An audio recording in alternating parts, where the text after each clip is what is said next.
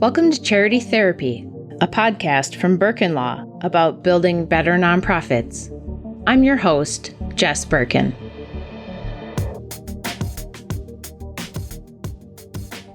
Hello, and welcome to this episode of Charity Therapy. Today, I am joined by Maria Huntley, Executive Director of Minnesota Academy of Family Physicians. Full disclosure, Maria is my client, and she's also a good friend and a badass leader who helped her nonprofit get through this pandemic season we've been going through. Maria, I am so glad to have you here. Thanks, Jess. I'm thrilled to be here.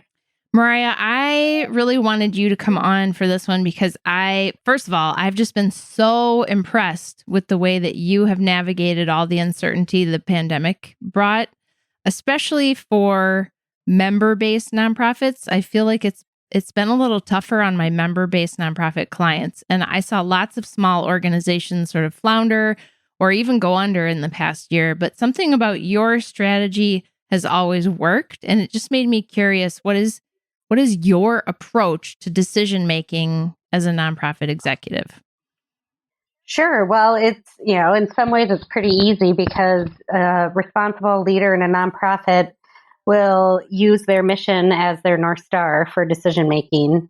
And so that's always the first layer when we're trying to decide as a membership organization, how are we most relevant and best supportive of our members in a certain scenario? And being able to tie what you're doing back to the mission statement is always my first layer in decision making for my organization. That makes a lot of sense. All right. You ready for our first question? I'm ready. All right, here we go. I'm the executive director of a small neighborhood group that gets the majority of our revenue each year from events. Since the beginning of the pandemic, very little money has been coming in. We have essentially been waiting for things to go back to normal, and we threw all of our energy into planning our events this summer. Except now summer is almost here and things aren't quite back to normal for events. Even though things are opening up in our city, people seem really hesitant or even uninterested to go to large neighborhood events, and I don't think we're going to have a good turnout. What can we do? Wow, that's a super valid concern to have. In fact, I just went out to lunch for my first time in a year, and that I didn't even know how to do that. So right? I can see why I know. So I can see why people are, hesitant or questioning going to large events.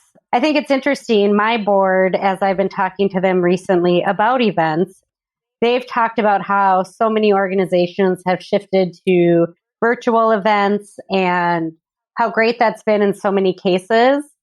The thing that's missing is bringing together small groups of people, whether it's virtual or in person. And so I'd be curious for this organization and others if they've had an opportunity to pause for a minute and think, is bigger better in this circumstance, or are there opportunities to look for bringing smaller groups of people together? Because I know I'd feel more comfortable with that personally.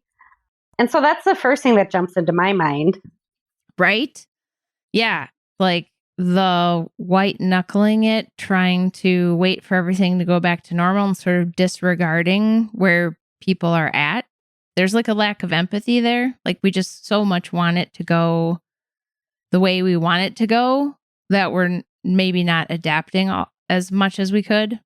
Absolutely. I think the other thing I think about too is, how can you, as we're coming back and having events, how can you think about what steps you as an organization could take to make as many people comfortable as possible?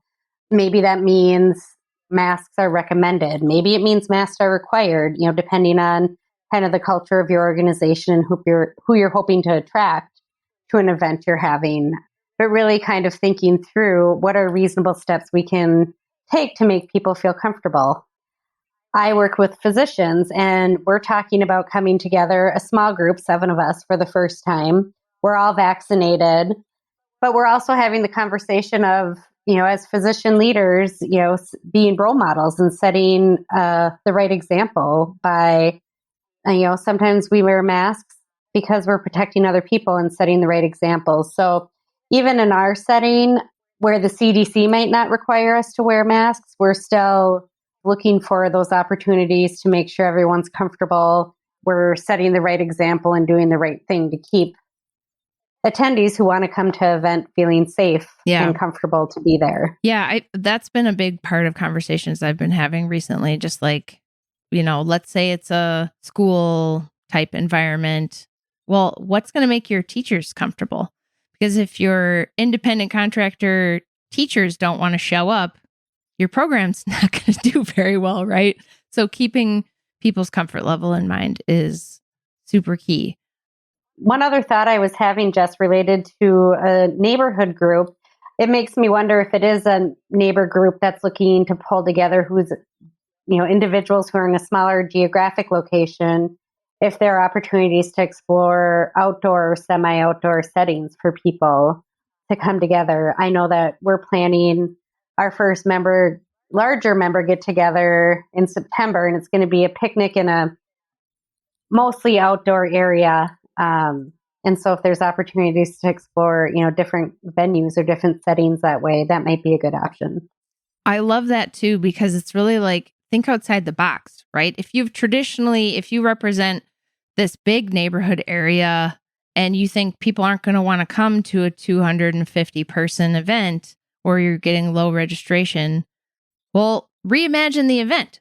What about 10, 25 person events that are more like a block party? Because those people are probably kind of in your bubble theoretically, and maybe you can think outside of the box, and it doesn't have to be like, well, we've always done it this way, so we have to do it that way or we can't do it at all, right? It's like, get your creative hat on and think like, how can we, to your point, accomplish the mission and still deal with this situation that we have to adapt to right now? So I love that. All right, let's get into question number 2. We're a membership association for young PR professionals, and we have a big conference every year for our members. Our 2020 fall conference was canceled due to the pandemic, but we're trying to develop a plan for our fall 2021 event. We'd like to hold it in person if at all possible, but it just depends on the vaccine rollout in our area. It's not going very fast right now.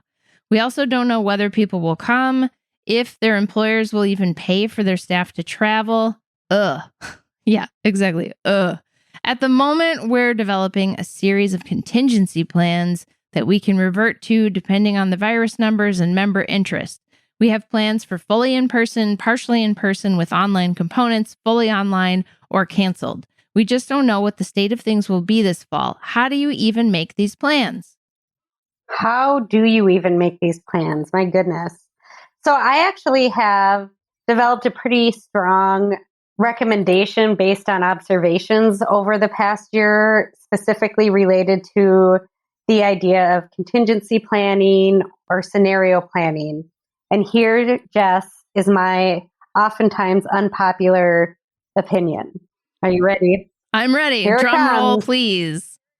And especially for nonprofits that have potentially more limited resources, if you take an event, your fall conference, and you think about how much time, energy, and resource goes into planning a fall conference, and then you try to do 2 or 3 or 4 scenarios, that's planning potentially 2 or 3 or 4 totally different events. And what I've seen happen is that a lot of organizations will do that, and it maxes out the staff. It, creates an environment where people are putting together, can I say half-assed on your podcast? Oh, yeah. Plans, because nobody's feeling quite great that any of it actually will happen. And then oftentimes when it comes down to it, none of those scenarios is actually what plays out. It's maybe a hybrid of all the different scenarios. Instead, what organizations could potentially consider is, let's just make the decision. How are we going to hold this event? And for some organizations, maybe that's a year out. For maybe smaller groups or different kinds of groups, maybe you can wait a little longer to make that call. But that's what I've really encouraged my organization and my staff to do. It can be difficult sometimes to make that call in advance because things can change, but it really is a more respectful use of time and energy. And then you can just focus in on making that virtual event or that hybrid event or that in-person event the best you possibly can make it. And the other thing that I've noticed is that people in general have learned to be nimble and flexible so that if you need to make last minute changes, no one's going to be surprised by that. Yeah. What I love about that answer is, the question's very like pandemic related, but I feel like in my history working in nonprofits and with nonprofits, we've all had this. Like, this is a thing, right? Where you work with a board or whoever, your manager, and they're like, well, run the scenarios, we're not really sure. And like asking staff to do just like a ton of extra work because basically they don't want to make a decision. Exactly. And sometimes that's because something's not very popular. And so there's like a political reason where they're trying to like placate somebody and we'll entertain so-and-so's little whim about doing it this way and make staff go through all the motions, but we all really know we're never going to do that or whatever it is, right? That is something that does come up in management and decision-making that is beyond just like dealing with a pandemic and a canceled event potentially, right? It's like, look at the human resources you're using and is it a good use of your resources at your organization? Or, are we like avoiding having the hard conversation? Like for this questioner, maybe they need to have a hard conversation with some folks on the board. And maybe they're avoiding it because they don't want to have the conversation and say, I need you to make a decision. This is crazy. Exactly. This decision making too makes me think about a tool that one of my mentors shared with me in having these maybe difficult discussions or maybe, entering a conversation to make these difficult decisions is sometimes just by having a series of questions you walk your leadership through, what's the worst thing that's going to happen if we do it this way? What's the best thing that's going to happen? And just some real non-threatening type questions that you could walk your leaders through in the decision making. And I think that, pulling in the responsible use of resources and pulling in that fiscal piece is sometimes helpful to people who maybe think a little bit differently about the process. Sometimes it's easy to forget that, myself included, that things don't just happen on their own. There's resources involved. Right. Or like having a candid conversation like, okay, we can plan 5 different conferences and these other things that are on the to-do list for Q3 are not going to happen because this is literally going to take everybody's time and we're not going to work, 80 hours a week every week just to get this extra work done. Because it's so bad for morale with staff too, right, to do that to them. And I feel like we treat our staff in the nonprofit sector a lot of times like they're, well, because you love the mission, that means you have to be a slave. And we just do, you have to just work and get it all done, no matter how much time it takes from, it's like, no, that's crazy. Don't treat your staff that way. So I love your approach because you're so like your team must love you. I mean, I know I love you. So I'm just saying. Well, thanks. I try to always be respectful and thoughtful and use their talents the best way I can. And oftentimes it's not by spending their time planning things that likely will never happen. Yeah. So I think that's really the takeaway here is going back to your first statement about how you make decisions is keep the mission in mind, right? Like, what is the mission? Is our mission to plan 5 different conferences for that last questioner? No. What is the mission? And when you're making a decision, are you heading towards achieving the mission or are you moving away from it with the different options? And then I also heard you sort of basically saying, like, think outside the box. We don't always have to do it the same way we've always done it. And it's possible to think creatively to come up with new solutions that maybe are unexpected, but actually help us move toward the mission more effectively. So I love that. I think that your answer at the top is really a thread throughout this whole thing. So I just can't promote that idea enough, right? Like, we're nonprofits. We're supposed to be all about the mission. So act like it. Right? Well, and, another thing I was just thinking about is, for a lot of nonprofits and membership organizations, events are such a flagship offering. And they're certainly my favorite part, being the extreme extrovert that I am. That being said, it's also important to take a pause and ask the question, is that really what our members need right now as an event? Maybe the answer is yes, but maybe the answer is no. What our members need right now is something else. And I know for us, that's been really interesting because our big annual meeting, which is our flagship offering, has, we kind of turned it on its head since the pandemic. And we're learning a lot. We're learning a lot about what we can do to support our members and to support our mission in different ways, which for someone like me, that's really exciting to kind of navigate that change. But I know it's hard and it's scary and all those other things too. Yeah.